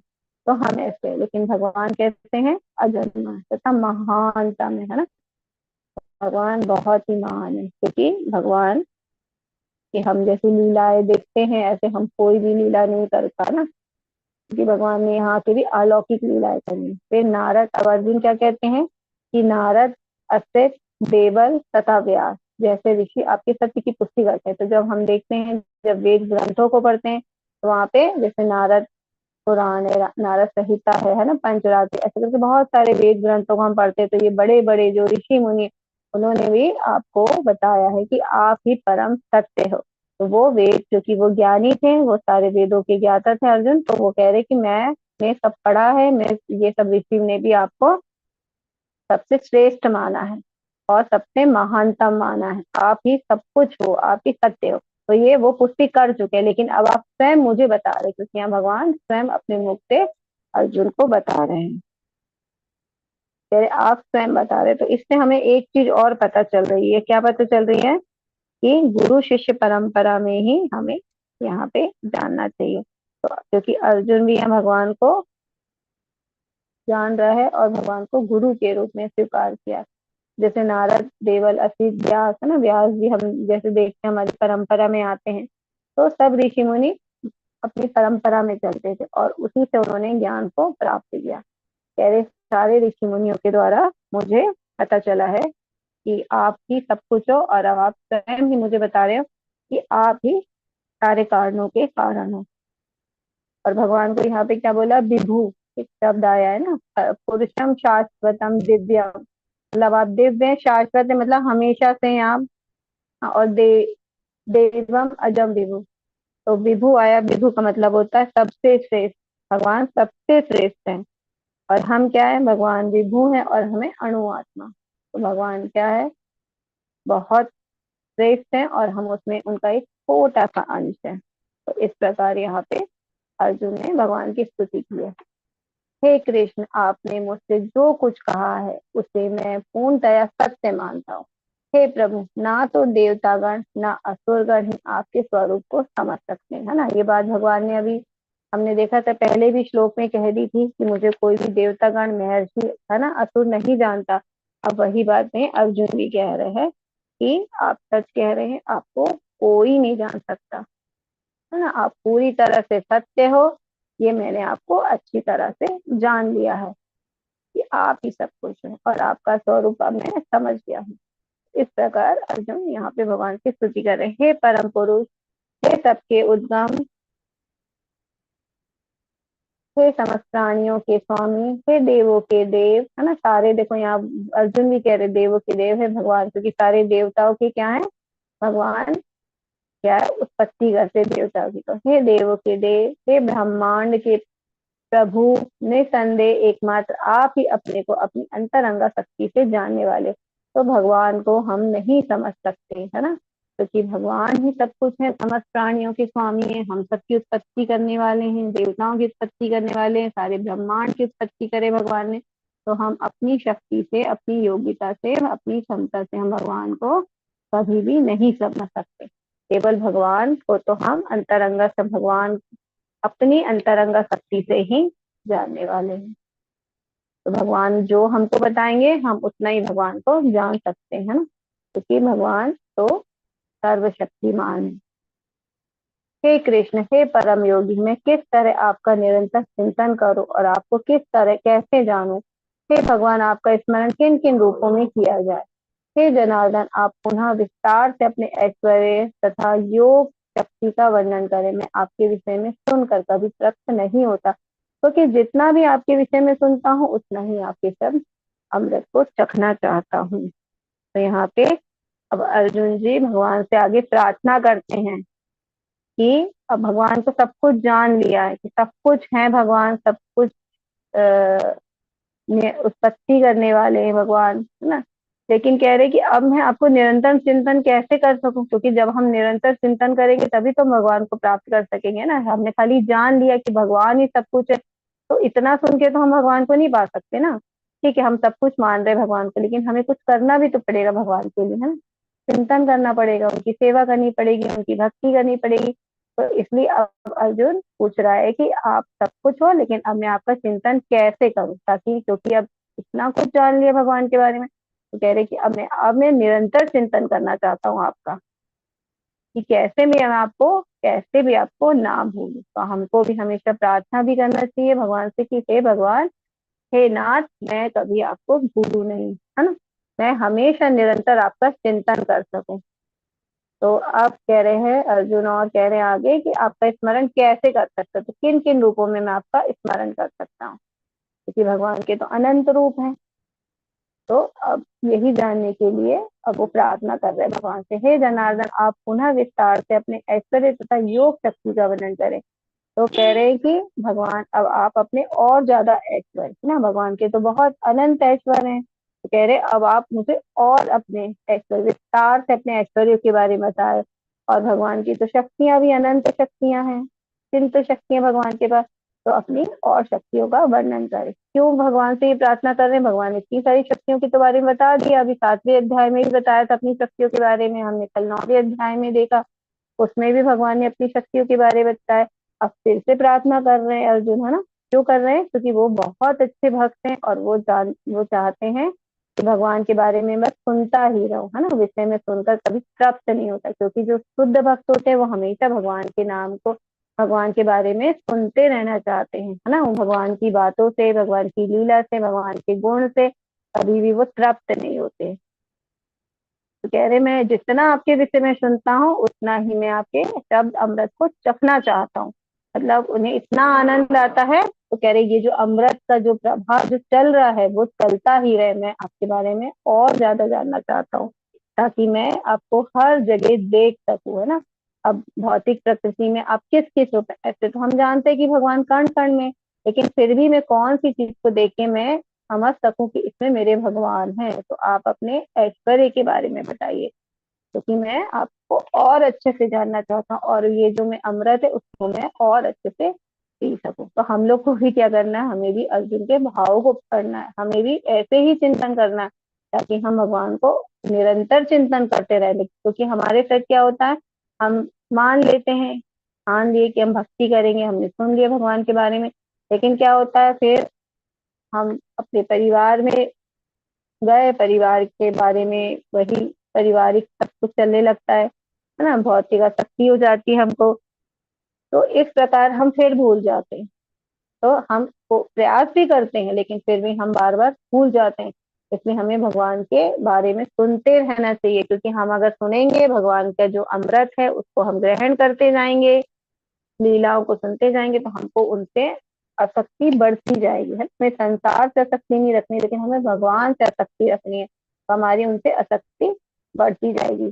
तो उसके लिए अब भगवान यहाँ पे अपने ऐश्वर्य को बता रहे हैं। और ये क्या है, जो भी भगवान अपने ऐश्वर्य को बता रहे हैं ये खाली संकेत मात्र है ना। जैसे अभी किसी ने देखा नहीं है तो थोड़ा सा हम एग्जाम्पल के थ्रू बताते हैं ना, कि हाँ उसको देखा है ना, वो जो सबसे बड़ा है ना, वो जैसे एक गांव वाला व्यक्ति अगर शहर आएगा और बड़ी बड़ी बिल्डिंग है वो देखेगा, अपने घर वालों को फोन करेगा तो बताएगा ना शहर कैसा है, बोलेगा अरे वो जो हमारे यहाँ जो पीपल का बहुत बड़ा पेड़ है ना ऐसी बिल्डिंग है यहाँ पे, है ना। और एग्जाम्पल से बच्चों की उन्होंने तो कभी देखी नहीं है तो थोड़ा सा कैसे बताएंगे। तो इस प्रकार अब यहाँ पे हम भगवान की विभूतियों को जानते हैं, भगवान के ऐश्वर्यों के बारे में जानते हैं, और जो भगवान ने कहा है ये भगवान की केवल संकेत मात्र है, मतलब जो भी है वो सबसे भगवान ने सबसे जो उच्च कोटि का है उसके बारे में बताया, क्योंकि भगवान उससे तो बहुत ज्यादा उच्च है, लेकिन फिर भी हमारी जितनी क्षमता है समझने की, जो सबसे उच्च है हम उसको जान रहे हैं, और भगवान उससे बहुत ही उच्च है। जैसे हम सूरज को जानते हैं ना, सूरज को भगवान की जगह जगह हमने देखे सूरज से तुलना की गई, जबकि सूरज तो भगवान का एक, भगवान को भी जो सूरज को भी जो रोशनी मिल रही है वो भगवान से मिल रही है, तो बहुत छोटा भाग है ये भगवान के लिए। अगर देखा जाए तो भगवान की ऊर्जा का बहुत छोटा भाग है, लेकिन हम लोग सूरज के समान उसको समझते, क्योंकि हमारे लिए सूरज बहुत विशाल है और बहुत शक्तिशाली है, बहुत ही हम देखते हैं बहुत तप है, बहुत उसमें तेज है। और तो ये सब जब हम उनके गुण देखते हैं सूरज के, तो हम भगवान की तुलना सूरज से कर देते हैं कि भगवान सूरज की तरह है, जबकि भगवान के लिए तो सूरज बहुत एक छोटी सी चीज है। तो इसी प्रकार आज हम ये जानेंगे, क्योंकि अर्जुन ने प्रार्थना करी है कि भगवान इस भौतिक संसार को मैं आपको और किस किस चीज में देख सकता हूँ, और भगवान यहाँ पे अपने ऐश्वर्य का वर्णन कर रहे हैं। तो यहाँ पे हम शुरू करते हैं, हम एक टेबल के थ्रू जाते हैं, है ना, ये टेबल बनी हुई है, बाकी आप श्लोक पढ़ सकते हैं भगवत गीता में, जो बहुत सारे श्लोक हैं, भगवान ने कम से कम अपनी 80 से ऊपर विभूतियों के बारे में बताया है। जो ऐश्वर्य है उसको विभूति भी कहते हैं, भगवान ने अपनी ऐश्वर्य विभूति के बारे में उन्होंने बहुत सारी 80 के आसपास विभूति के बारे में बताया। तो अब हम इसको जानने का प्रयास करते हैं, क्योंकि हम सारे श्लोक तो नहीं ले सकते हैं, इसलिए हमें इस टेबल के अनुसार हम जानने का प्रयास करते हैं। भगवान ने कहा, हाँ मैं तुम्हें मेरी शानदार अभिव्यक्तियों के बारे में बताऊंगा, लेकिन उनमें से केवल जो प्रमुख है, हे अर्जुन, वे असीम। तो भगवान खुद ही कह रहे हैं कि जो प्रमुख प्रमुख है मेरी, जो जो ऐश्वर्य है मेरे, मैं उनको ही बताऊंगा, क्योंकि भगवान की तो शक्ति अत्यंत है, जिसको अगर हम देख चाहेंगे भी ना तो हम पूरी तरह से जान नहीं सकते। तो एकदम प्रमुख प्रमुख है, उसको भगवान यहाँ पे बता रहे हैं। तो भगवान बता रहे आदित्यों में कौन है, भगवान विष्णु है, क्योंकि 12 आदित्य होते हैं। तो 12 आदित्यों में भगवान, जो उसमें से 12 आदित्य में जो सबसे प्रमुख है वो विष्णु है। तो यहाँ पे भगवान बता रहे हैं कि आदित्यों में वे विष्णु, नक्षत्र में मैं चंद्रमा हूँ। तो हम जानते हैं कि 27 नक्षत्र होते हैं और क्या होते हैं, बहुत सारे तारे दिखते हैं हमको, लेकिन क्या चंद्रमा सबसे ज्यादा प्रकाश उस चंद्रमा में होता है। तारे कितने भी रहे, लेकिन अगर चंद्रमा नहीं है तो हमें अंधेरा ही दिखेगा। तो इसलिए बोले नक्षत्रों में मैं चंद्रमा हूँ, वेदों में साम वेद हूँ, है ना। हम सभी जानते हैं 4 वेद है, लेकिन भगवान ने साम वेद को बताया कि वो मैं हूँ। क्यों वो है, ऐसे तो सभी में वेदों में भगवान की वाणी है ना, लेकिन सामवेद इसलिए क्योंकि यहाँ पे बहुत सुंदर सुंदर छंद है और एक बहुत संगीतबद्ध लय तरीके से इनके छंदों को गाया जाता है। तो ये एक संगीत के रूप में बहुत ही आनंद आता है, इसलिए भगवान बोले वेदों में मैं सामवेद हूँ। देवताओं में मैं इंद्र हूँ, क्योंकि जितने देवता हैं उनका राजा कौन है, इंद्र है। तो अब यहाँ पे राजा को, है ना, राजा ये तो सबसे उच्च स्तर पे है, तो यहाँ पे इसलिए भगवान इंद्र की तुलना अपने से बोल रहे हैं कि देवताओं में मैं इंद्र हूँ। इंद्रियों में मैं मन हूँ, क्योंकि सारी इंद्रियों का केंद्र बिंदु क्या है, मन। तो इसलिए भगवान कह रहे इंद्रियों में मैं मन हूँ। जीवित प्राणियों में जीवन शक्ति, तो जितनी भी हम जीवित इकाई देखते हैं, जीव जंतु देखते हैं, मनुष्य हैं, तो उनमें जो है उसमें जो आत्मा है, जीवन शक्ति है, वो भगवान है। रुद्र में मैं शिव हूँ। तो 11 रुद्र होते हैं, 11 रुद्र में शिव सबसे उच्च कोटि के हो। तो भगवान कह रहे हैं रुद्रों में मैं शिव हूँ। फिर यक्ष तथा राक्षस में मैं कुबेर हूँ, क्योंकि जितने भी यक्ष और राक्षस होते हैं, कुबेर सबसे धनवान है उनमें। तो इसलिए भगवान ने तुलना करी कि वो कुबेर है। फिर पुजारी, पुजारी में बृहस्पति हैं। तो जितने भी गुरु होते हैं ना, तो जो देवता है, देवताओं के जो गुरु हैं वो बृहस्पति है। इसलिए भगवान बता रहे जितने भी गुरु है पुजारी, उनमें मैं बृहस्पति हूँ। सैनिक, सैनिक मतलब जो योद्धा होते हैं, तो उसमें मैं स्कंद हूँ। स्कंद का मतलब होता है कार्तिक के भगवान, है ना। सेनापति जो देवताओं की जो भी मतलब देवता जो होते हैं, उसमें जो कार्तिक देवता है ना, जो शंकर जी के पुत्र के रूप में माने जाते हैं, जो वो सेनापति हैं, तो वो सबसे अच्छे सेनापति हैं। तो सैनिकों में वो स्कंद कार्तिकेय है। फिर जलाशय में सागर है, क्योंकि जलाशय मतलब सागर मतलब समुद्र, है ना। समुद्र में कितना पानी होता है, अगर हम किसी भी चीज को देखेंगे तो उससे ज्यादा पानी कहीं नहीं होता। तो बोले कि जलाशय में मैं सागर हूँ। साधु में मैं भृगु हूँ, क्योंकि भृगु ने बहुत ही मतलब ज्ञानी, सबसे ज्यादा ज्ञानी माने जाते भृगु ऋषि, और उन्होंने भृगु संहिता भी लिखी है, जो कि उच्च कोटि का ज्ञान है। तो इसलिए कहते साधुओं में मैं भृगु हूँ। ध्वनि कंपन में मैं ओम हूँ, क्योंकि जो भी ध्वनि निकलती है, जो भी मंत्र सब ओम से प्रारंभ होते हैं। फिर पवित्र नाम मंत्र जपने में यज्ञ हूँ, क्योंकि जो यज्ञ हमने जाना कलयुग में सबके यज्ञ अलग अलग है ना। सतयुग में यज्ञ अलग होते हैं, है ना, वहां पे सतयुग में तपस्या कही जाती है, तो यज्ञ होता है वो। और कलयुग में क्या करना, हमें सिर्फ नाम जपना है। तो पवित्र नाम का जप भगवान, है ना, क्योंकि भगवान में और भगवान के नाम में कोई भी अंतर नहीं। तो जब हम भगवान का नाम लेते हैं, भगवान का मंत्र कहते हैं हरे कृष्ण हरे कृष्ण, तो जो कृष्ण है वो उसमें भगवान स्वयं कृष्ण उपस्थित हो जाते हैं ना।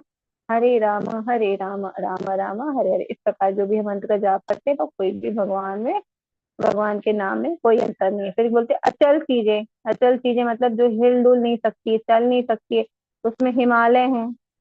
हिमालय सबसे ऊंचे हैं, तो हिमालय की तुलना कर रहे भगवान। फिर पेड़ है, पेड़ में वो अश्वत्थ का वृक्ष है। अश्वत्थ मतलब तो हम जानते हैं बहुत जटाएं होती हैं, बरगद। तो सबसे जटिल मतलब सबसे जटिल और घना पेड़ है।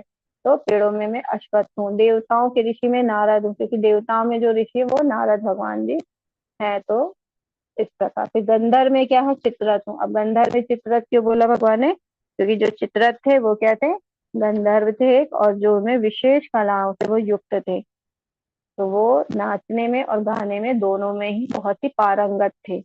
इसलिए भगवान ने यहाँ पे चित्ररथ की उपाधि दी। और फिर हाथी, हाथी में ऐरावत, क्योंकि ऐरावत हाथी जो सबसे शक्तिशाली है वो क्या है, समुद्र मंथन में निकला था ना ऐरावत हाथी, तो हाथी तो इसलिए हाथी में ऐरावत हूँ। पुरुषों में सम्राट हूँ, क्योंकि पुरुषों में क्या होता है, जो शक्ति होती है ना, राजा मतलब एक एक प्रजा है और राजा है, तो जो वहाँ का जो राजा है वो सबसे ऊपर है, तो मैं पुरुषों में सम्राट हूँ। हथियार और शस्त्र में क्या, ब्रज, ब्रज हूँ, ठीक है, वज्र, वज्र हूँ भगवान बोल रहे, क्योंकि वो सबसे शक्तिशाली हथियार था। तो इस प्रकार बता रहे भगवान से। गायों में मैं सुरभि हूँ, हमने जाना था कि भगवान के जो लोग में सुरभि गाय वो अनंत दूध देती है, उसका कोई भी सीमा नहीं है, जितना दूध की आवश्यकता है वो देती है, तो इसलिए वो गायों में सुरभि हूँ। सांप में मैं बासुकी हूँ। फिर नागों में अनंत हूँ, तो अनंत शेष हम जानते हैं ना, विष्णु भगवान के जो पीछे अनंत शेष रहते हैं, वो जिसको हम लक्ष्मण जी मतलब उन अनंत शेष का अवतार है, ये बलराम भगवान है, तो अनंत शेष का, तो नागों में मैं अनंत शेष हूँ। फिर कानून के रक्षक यमराज, तो जो कानून के बहुत सारे होते हैं ना, जैसे हम अगर मान लो कुछ भी करते हैं, पाप करते हैं, तो हमें हो सकता है कि जो धरती का कानून है उससे हम कभी कभी बच भी जाते हैं, क्योंकि हमारी जो मतलब जो गलती होती है ना, वो सामने नहीं आ पाती, तो हम उस कानून से बच जाते हैं, लेकिन हम कभी भी यमराज से नहीं बच सकते ना, यमराज की नजरों से। तो जो कानून के जो रक्षक है तो वो यमराज हैं। फिर दैत्य से दानव में प्रहलाद है, क्योंकि जो प्रहलाद जी थे वो कहते हैं दानव के कुल में पैदा हुए थे, ठीक है, तो सबसे ज्यादा जो मतलब जो दैत्य फेमस हुए वो प्रहलाद जी हुए, तो इसलिए मैं प्रहलाद हूँ। वश में करना समय, तो हम समय को कभी भी अपने बस में नहीं कर सकते, तो अगर बोले कोई बस में करना चाहता है तो समय सबसे मुश्किल है, इसलिए मैं समय हूँ।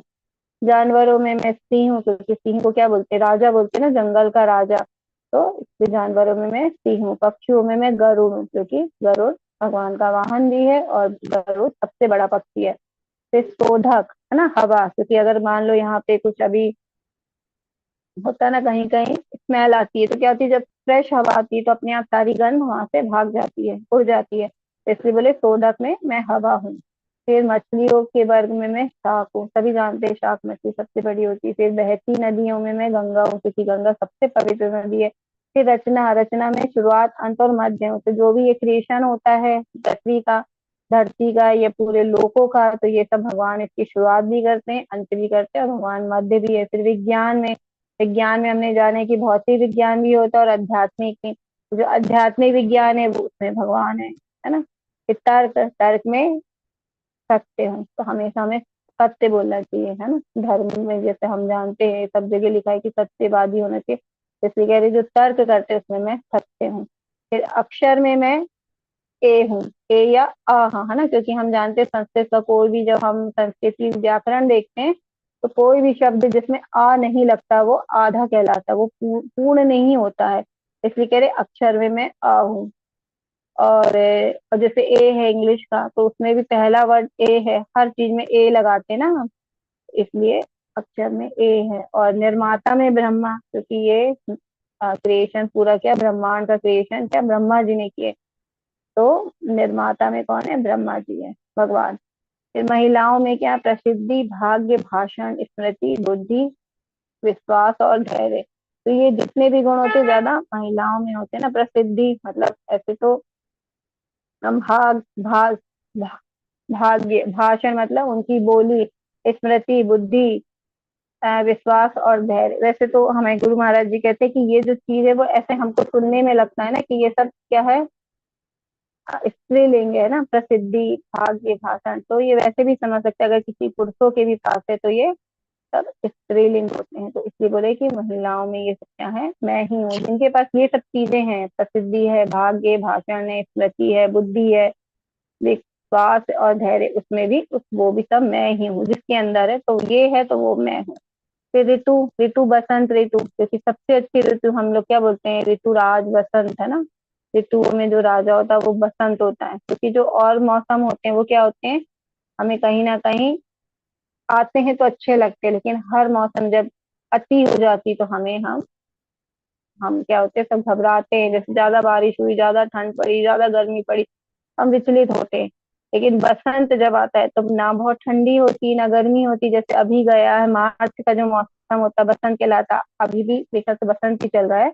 फिर अभी अब ग्रीष्म ऋतु आएगी इसके बाद। तो अभी जैसे बहुत गर्मी भी नहीं है, बहुत ठंडी भी, ठंडी तो चली गई है। तो ये जो मौसम है सबको अच्छा लगता है ना। कहीं कहीं तो खैर अभी बहुत गर्मी पड़ने लगी है, बट फिर भी बसंत है वो सबको अच्छा लगता है इसलिए। और फूल बहुत सुंदर सुंदर, पूरे जो धरती है फूलों से भर जाती है सुंदर सुंदर, तो बसंत ऋतु सबसे अच्छी होती है। तो भगवान कह रहे ऋतु में मैं बसंत हूँ, छल में मैं जुआ हूँ ना। क्योंकि भगवान को जो छलना चाहता है, भगवान उसको बहुत अच्छे से छलते हैं ना।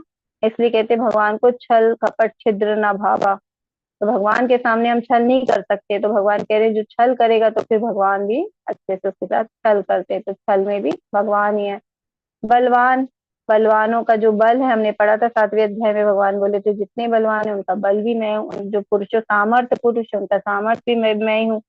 फिर व्रंशी वसनी है ना भगवान, क्या व्रंशी वंशी थे, तो उसमें वासुदेव है भगवान। फिर पांडवों में क्या है, अर्जुन है, क्योंकि जितने पांचों पांडव थे उसमें से अर्जुन सबसे श्रेष्ठ थे, सबसे मतलब योग्य थे, विद्वान थे। तो इसलिए पांडवों में अर्जुन। और फिर साधु में मैं व्यास हूँ, क्योंकि व्यास देव जी ने इतने सारे शास्त्र ये वेद लिखे। वेदों का मतलब उन्होंने डिवीजन किया, 4 वेदों में किया। और उन्होंने वेदांत सूत्र लिखे, भागवतम में 18,000 श्लोक लिखे उन्होंने, है ना। महाभारत जिसका भाग हम भगवत गीता पढ़ रहे हैं, क्योंकि महाभारत के 18 पर्व, उसमें से एक पर्व है भीष्म पर्व, उसमें आज हम भगवत गीता का के बारे में जान रहे हैं, समझ रहे हैं, है ना। तो ये भी। और उन्होंने 1 लाख से ऊपर महाभारत में श्लोक लिखे हैं। तो व्यास देव जी भी व्यास देव जी भी भगवान का ही रूप है ना। भगवान के 27 अवतार कहलाते हैं, क्योंकि एक व्यक्ति इतने कभी भी इतना कार्य नहीं कर सकता। तो भगवान की ही शक्ति, जो भगवान की शक्ति लेके उत्पन्न होते हैं वो 27 अवतार कहलाते हैं। तो व्यास जी भी भगवान है। रहस्य में शांति हूँ, है ना। जो व्यक्ति कुछ ना बोले, एकदम चुपचाप रहे, उसके मन की बात हमारे जानने के लिए बहुत मुश्किल है। तो उसके रहस्य को जानना नामुमकिन है। इसलिए बोल रहे रहस्य में अगर कौन है तो मैं जानती हूँ। समझदार क्या है, बुद्धिमता। जो बुद्धिमान लोग हैं, जो बहुत समझदार लोग हैं, उनकी बुद्धि भी मैं हूँ। ठीक है। इस प्रकार भगवान ने अपने ऐश्वर्य के बारे में, जो 80 से ज्यादा थे उनको बताया। वैसे तो भगवान के अनंत ऐश्वर्य हैं, यहाँ भी भगवान आगे बताएंगे। अब यहाँ जो हम एक पिक्चर देख रहे हैं ये सब भगवान के ऐश्वर्य है ना। यहाँ भगवान ने नारद जी की भी बात करी, भगवान ने ब्रह्मा जी की भी बात करी, यहाँ पे भगवान ने एरावत हाथी की भी बात करी, है ना। जिसके भगवान ने सिंह की मैं सिंह हूँ, मैं ये जो भी भगवान ने अभी विभूतियां बताए हैं, व्यास जी प्रहलाद जी, सब इस पिक्चर में आपको दिखाई देंगे। तो ये भगवान का पूरा ऐश्वर्य से युक्त पिक्चर है। तो बहुत सुंदर है, इसको हमें दर्शन करते हैं और आगे चलते हैं। आगे बस हमारा अध्याय हमको कंप्लीट करना है। यही नहीं है अर्जुन, मैं समस्त सृष्टि का जनक बीज हूँ। ऐसा चर तथा अचर कोई भी प्राणी नहीं है जो मेरे बिना रह सके। तो ये भगवान ने स्पष्ट कर दिया। यहाँ देखो भगवान कितना सुंदर है ना। गोलोक धाम का भगवान का पिक्चर है, जहाँ पे कमल के अंदर राधा रानी के साथ भगवान क्या है, लीलाएं कर रहे हैं, लीला में मग्न है। ये बहुत सुंदर चित्र है। और भगवान यहाँ पे इस श्लोक में बता भी रहे हैं कि समस्त सृष्टि का जनक बीज में हो। क्योंकि देखते ना हम, कुछ भी धरती पे पैदा होता है उसके लिए बीज चाहिए। एक पेड़ का जन्म होता है, एक जैसे हम कोई फल ले लेते हैं तो फल भी क्या है, बीज से उत्पन्न होता है। पहले वो पेड़ बनता है ना, बीज अंकुरित होता है, फिर पेड़ बनता है, फिर धीरे धीरे उसमें फल आते हैं, है ना। तो सब चीज की सृष्टि के लिए बीज की आवश्यकता होती है, बिना बीज के कुछ भी उत्पन्न नहीं होता। भगवान कहते हैं मैं समस्त सृष्टि का जनक हूँ, है ना। जनक मतलब पिता हूँ, और बीज हूँ मतलब मेरे से ही सब चीजों की उत्पत्ति हुई है। कोई ऐसा चर तथा अचर कोई प्राणी नहीं है जो मेरे बिना रह सकता है, क्योंकि सब कुछ की उत्पत्ति भगवान ने की है। हे परम तप, मेरी दैवी विभूति का अंत नहीं है। मैंने तुमसे जो कुछ कहा यह वह तो मेरी अनंत विभूतियों का संकेत है। तो भगवान यहाँ पे क्या कह रहे हैं, मेरी विभूतियां तो अनंत है ना। भगवान के ऐश्वर्य तो अनंत है। हम अगर अभी गिनना चाहेंगे तो अभी हमारे 18 अध्याय भी खत्म हो जाएंगे, तो भी हम भगवान की विभूतियों को नहीं समझ पाएंगे पूरी तरह से, ना ही हम उनको पूरी तरह से जान पाएंगे। तो इसलिए भगवान कह रहे हैं यहाँ पे मैंने मुख्य जो तुम्हारे समझने के लिए तुम्हारी लिए जरूरी थी, वही भगवान ने यहाँ पे अर्जुन के समक्ष रखी है। इस प्रकार भगवान कह रहे हैं कि मुझसे मैंने तुमसे जो कुछ कहा है मेरी अनंत विभूतियों का एक संकेत है। मतलब जो भी चीज अब हम आज से जो भी चीज देखेंगे है ना, इसमें से हमें बिल्कुल ज्ञान होना चाहिए कि भगवान है ना, भगवान इन सब चीज में है और भगवान इससे बहुत श्रेष्ठ है। इस प्रकार हम भगवान को जान सकते हैं। यदा यद्यद् विभूतिमत्तत्त्वं श्रीमदूर्जितमेव वा तत्तदेव अवगतत्वं मम तेजोमंच संभवम। तुम जान लो कि सारा ऐश्वर्य, सौंदर्य तथा तेजस्वी सृष्टियां मेरे तेज के एक स्फुलिंग मात्र से उद्भूत है। तो अब भगवान क्या बोल रहे हैं कि जो भी तुम ऐश्वर्य देख रहे, जो भी सुंदरता देख रहे हो है ना, संसार कितना सुंदर है, प्रकृति कितनी सुंदर है ना, इतने सुंदर सुंदर फूल हैं, इतने सुंदर सुंदर फल है और क्या नहीं है, सब कुछ है। तो जो कुछ सुंदरता है, जो कुछ ऐश्वर्य, क्योंकि भगवान को तो हमने जाना था ना, है जो विशेष लक्षण है, भगवान सबसे ज्यादा सुंदर है, सबसे ज्यादा भगवान ऐश्वर्यवान है, सबसे ज्यादा भगवान धनवान है, सबसे ज्यादा बल बल है, बलवान है भगवान, और सबसे ज्यादा क्या है, ज्ञानी है भगवान, और सबसे ज्यादा बैरागी। तो भगवान सब कुछ होके भी बैराग भी सबसे ज्यादा भगवान के अंदर है। तो इस प्रकार जो भी यहाँ पे हम दिखता है ये सब कुछ भगवान से है ना, सारा ऐश्वर्य, सौंदर्य तथा तेजस्वी सृष्टियां मेरे तेज की स्फुलिंग मात्र से उद्भूत है। तो स्फुलिंग का मतलब होता है एक, मतलब जैसे आग देखते हैं ना, आग में से लपटे में से एक चिंगारी निकलती है, तो एक चिंगारी कितनी छोटी होती है ना, तो जो आग में कितना तेज होता है, तो एक उसकी चिंगारी होती है, वो भी कई बार होता है ना ऐसी जगह पे जाती तो वो भी जला देती है। जब हम देखते पटाखे फूटते तो वो छोटी छोटी चिंगारियां निकलती, तो उससे भी क्या होता है ना, हमारे ऊपर आ जाती है, तो कई बार उससे भी नुकसान हो सकता है।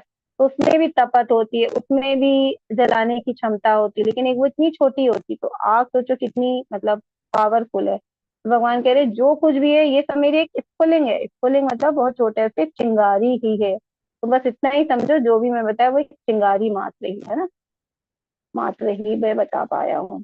तो अथवा बहुनेतैन किं ज्ञातेन तवार्जुन विष्टभ्यमिदं कृष्णं मे कांचेन स्थितो जगत्। किंतु हे अर्जुन, इस सारे विशद ज्ञान की आवश्यकता क्या है? मैं तो अपने एक अंश मात्र से संपूर्ण जगत में व्याप्त होकर इसको धारण करता हूँ। तो अब यहाँ पे भगवान बता रहे हैं कि जो सब कुछ है मुझसे है। तो भगवान कह रहे हैं, क्योंकि अर्जुन ने विभूति बताने के लिए कहा था, तो कह रहे हैं कि तुम बस इतना जान लो कि जो सारा ब्रह्मांड है उसको मैं एक छोटे से अंश मात्र से मेरा पूरा ब्रह्मांड बन गया है। पूरे ब्रह्मांड में जो भी जीव जंतु है उसमें क्या है, भगवान परमात्मा के रूप में निवास करते हैं। कह रहे इससे ज्यादा जानने की तुम्हें क्या आवश्यकता है ना, क्योंकि भगवान को हम वास्तव में समझ ही नहीं सकते। हमारी जितनी बुद्धि है बहुत छोटी सी बुद्धि है, तो उसमें हम भगवान को, इतना भगवान के विस्तार से भगवान को नहीं समझ सकते। तो इसलिए यहाँ भगवान अर्जुन से कह रहे हैं कि तुम बस इतना जान लो कि सब कुछ मुझसे उत्पन्न हुआ है, और सब कुछ मैं एक अंश से, मतलब अगर एक अंश से तो इतना कुछ उत्पन्न हुआ, तो भगवान कितने विभु है ना, सबसे श्रेष्ठ हमने जाना तब विशाल।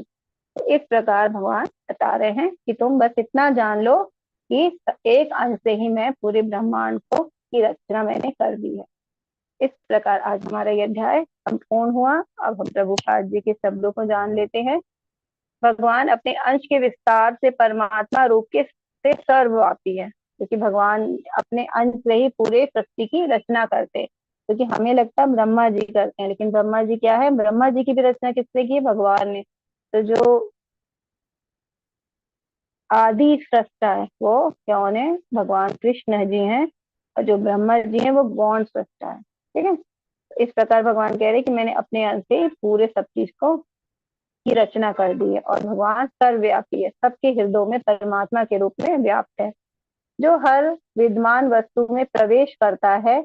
अतः शुद्ध भक्त पूर्ण भक्ति में कृष्ण भावनामृत में अपने मन को एकाग्र करते हैं, अतः वे नित्य दिव्य पद में स्थिर रहते हैं। तो भगवान ने इसलिए अपने ऐश्वर्य का वर्णन किया ताकि हमारा चिंतन भगवान में और अच्छे से हो सके और हम शुद्ध भक्ति की तरफ बढ़ सके। और हम शुद्ध भक्ति करते हैं तो क्या होते हैं, हमारे मन और भी एकाग्र हो जाते हैं। जब हम कृष्ण भावनामृत में होके अपने मनों को हम अच्छे से एकाग्र कर सकते हैं। अतः वे नित्य दिव्य पद में स्थित रहते हैं। हम भगवान की ही, जो भगवान को ही नित्य मतलब हमेशा, और उनका जो दिव्य है भगवान, उसको ही हम जानते रहते हैं और उनके बारे में सुनते रहते हैं। इस अध्याय के श्लोक 8 से 11 तक कृष्ण की भक्ति तथा पूजा का स्पष्ट संकेत है। शुद्ध भक्ति की यही विधि है, क्योंकि ये हमने जाना ना, ये चतुर्श्लोकी गीता है, तो ये चतुर्श्लोकी गीता को भी भगवत गीता का सार कहते हैं। तो इसलिए ये क्या कृष्ण की भक्ति और पूजा का स्पष्ट संकेत करते हैं 4 श्लोक। इस अध्याय में इसकी भली भांति व्याख्या की गई है कि मनुष्य भगवान की संगति से किस प्रकार चरम भक्ति सिद्धि प्राप्त कर सकता है। तो भगवान ने हमें यहाँ पे ऐश्वर्य इसलिए बताया ताकि हम भगवान की और अच्छे से भगवान को जान सके और भगवान की भक्ति को की चरम सीमा तक हम पहुंच सके, भगवान को और अच्छे से हम जान सके, है ना। अब हम यह समरी जानते हैं आज के अध्याय की। कृष्ण सभी के स्रोत हैं, है ना। हमने ये 1 से श्लोक नंबर 1 से 7 के बीच में जाना। फिर शुद्ध भक्ति क्या है, भगवत गीता का सार, जो कि श्लोक नंबर 8 से 11 तक के, जो मत चित्ता मत गतः प्राणा। तो कैसे भगवान क्या है, फिर भगवान के भक्त क्या क्या करते हैं भगवान की भक्ति में, और फिर भगवान अपने भक्तों पे कैसे कृपा करते हैं, ये हमने भगवत गीता के 4 श्लोकों में जाना था। अर्जुन ने कृष्ण के सर्वोच्च पद को स्वीकार किया, है ना, जो उन्होंने प्रार्थना करी थी, कृष्ण परम ब्रह्म परम धाम पवित्रम परमम भम, है ना। तो उन्होंने 12 श्लोक से लेके 18 श्लोक तक सर्वमेव इदं मन्ये यन्मां वदति केशव, तो ये उन्होंने प्रार्थना करी 4-5 श्लोकों में। तो ये यहाँ पे ये मतलब श्लोक है जो 12 से 18 तक, इसमें कृष्ण की अर्जुन जी ने प्रार्थना की है।